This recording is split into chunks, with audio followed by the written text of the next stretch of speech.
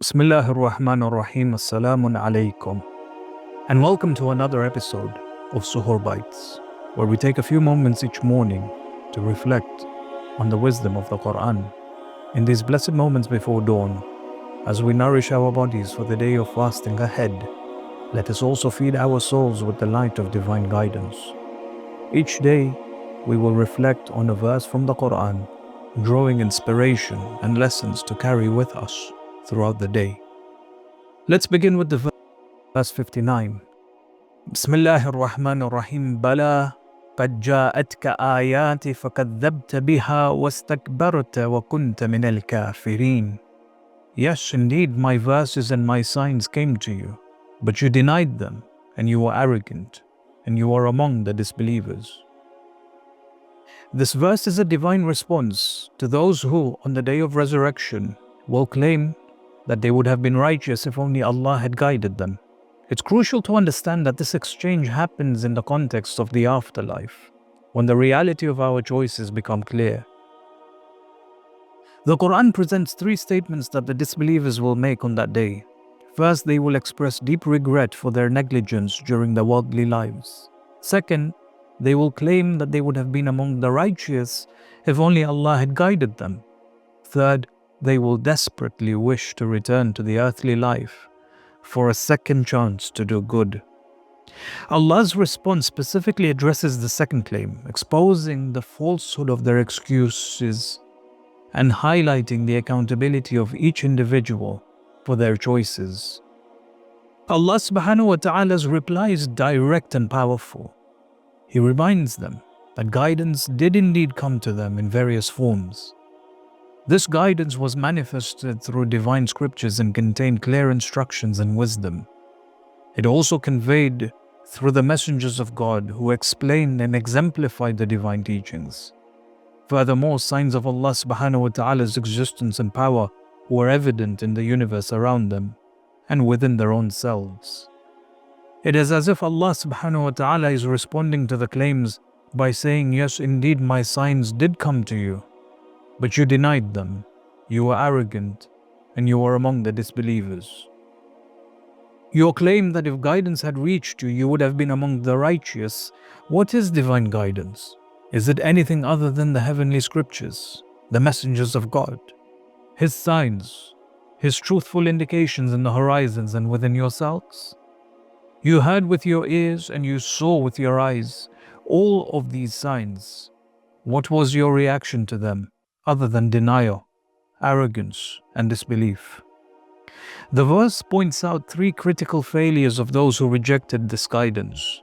Firstly, they denied these signs, refusing to acknowledge their validity. Secondly, they were arrogant to their rejection, considering themselves above the need for divine guidance. As a result of these two actions, they became disbelievers, rejecting the truth that was presented to them. This response emphasizes personal responsibility.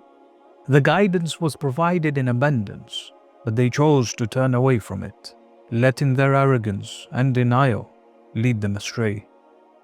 In this sense, negligence towards Allah subhanahu wa ta'ala includes all types of negligence in obeying God's commands, following what is revealed in the heavenly scriptures, and emulating the prophets and the Imams alayhim as-salam. This verse offers several important lessons for us to reflect on. Firstly, it underscores the importance of recognizing and accepting divine guidance when it comes to us.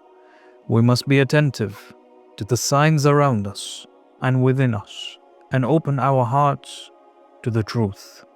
Secondly, it warns us about the danger of arrogance in matters of faith. Arrogance can blind us to the truth and can lead us to reject guidance, even when it's clearly presented to us. Thirdly, the verse reminds us of the futility of making excuses on the day of judgment. Our actions and choices in this life will speak louder than any words we might try to offer in our defense.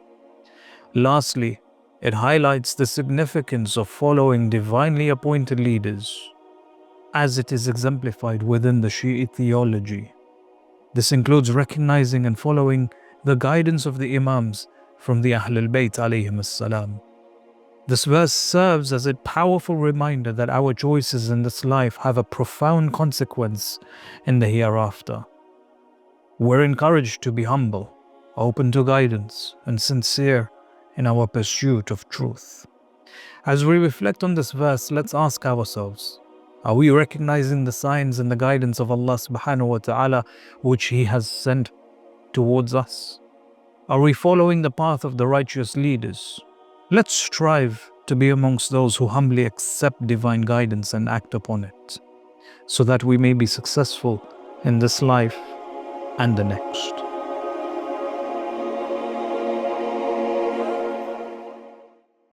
بسم الله الرحمن الرحيم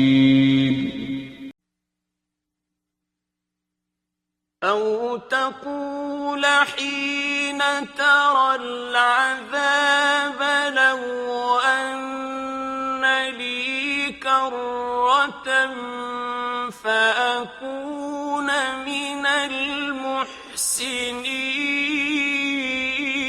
المحسنين بلى قد جاءتك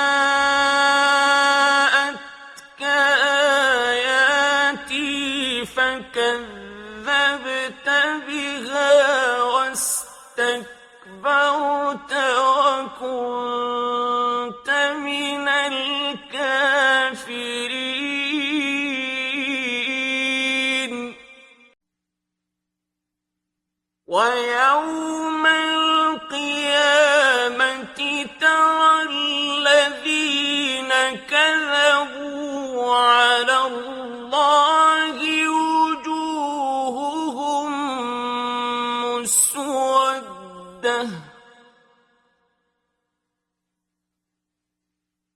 أليس في جهنم مثوى للمتكبرين